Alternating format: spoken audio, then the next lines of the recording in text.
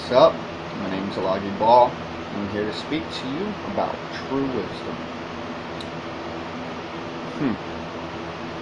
First, I suppose I should cover some basic terms and definitions. And a vague background. Satan! Now, Satan means opposer, one who opposes, opposition, adversary. Jesus has referred to his own disciples as Satan when they disagreed. For it was the spirit, like the spirit of joy, the spirit of Christmas, the spirit of giving, the spirit of depression, mean-spiritedness. It was the spirit of opposition, of fighting. Get behind me, Satan! There are two renditions of Satan in the Old Testament, Satan and Satan. Satan slightly changes its translation, meaning the challenger, and was allegedly an angel sent by God to challenge people, give them hard times and fuck them up on purpose, that they might learn and become closer and start calling upon his name. So who's evil? But moving on. Lucifer, from the Latin word lux, L-U-X. It means light. And Lucifer simply means bearer or bringer of light, the possessor of light. Lucifer is light. Many Illuminati churches and Masonic temples and what have you, of course, openly preach and tell you this. So those are some of the basic definitions of Satan. I'd like to go on to discuss a little bit about the creation of this race. Or better yet, more about light and dark.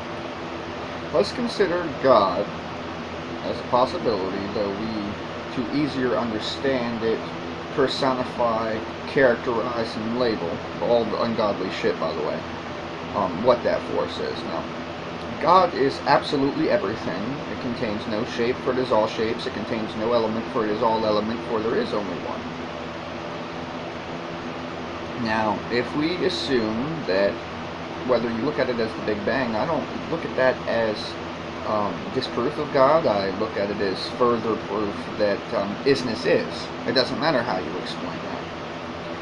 Now, so in the beginning, allegedly, there was nothing. There was just one whole painting yet to be painted in.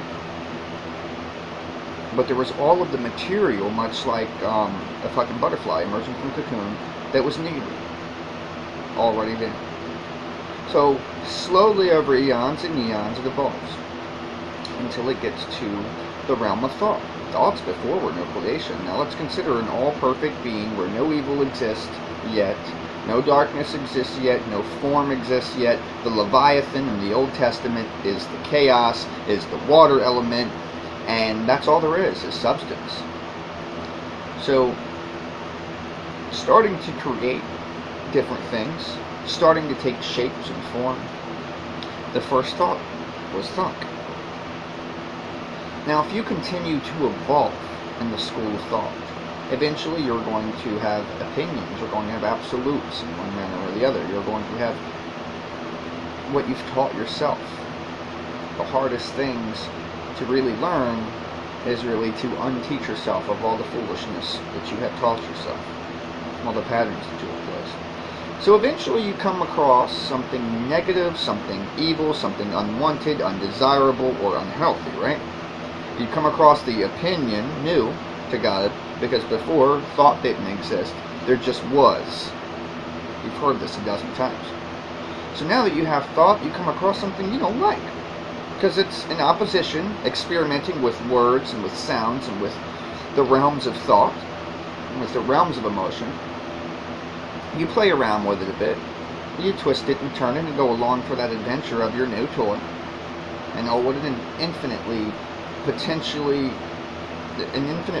thing that it is. You can do absolutely anything with this language, with this communication, with this thought. Isn't it fascinating? Especially create. So you come across a force you don't like.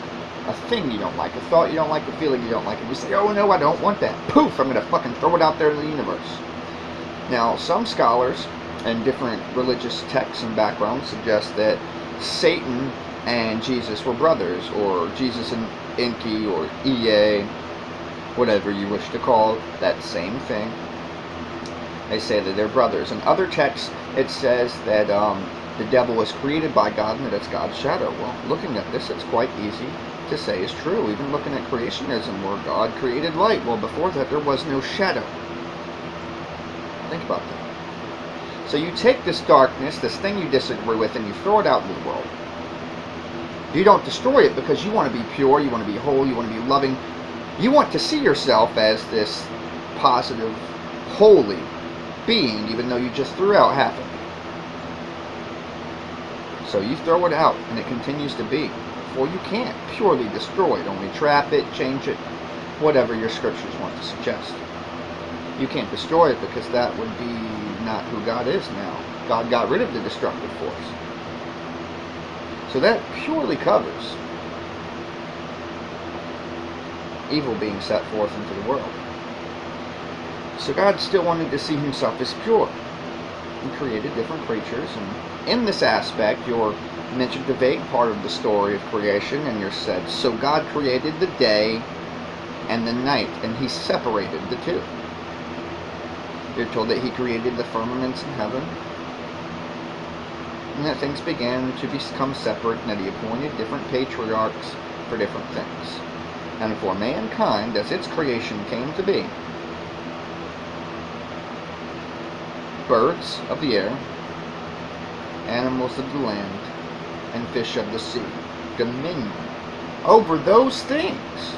Whereas the Bible suggests that Satan actually is the king of this earth and has dominion over the earth, not over the animals of land, the birds of the air, or the fish of the sea. And whether you want to speculate or not, whether human is animal or not, we'll decide how you fit that into your category of who has dominion over humans. And personally, and obviously, the yin-yang, the light-dark, the male-female, the heart, obviously both sides are fighting with themselves, trying to learn to either reject itself completely, which will never happen, or accept itself completely and rejoin as one whole again, which will also never happen. Because the separation has already been done, and one can't think and feel in a way of parts it no longer has to do so.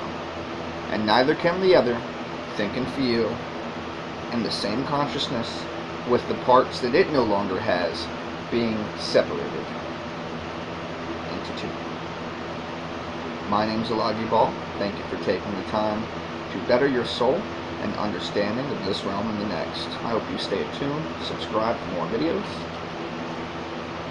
and peace be with you always.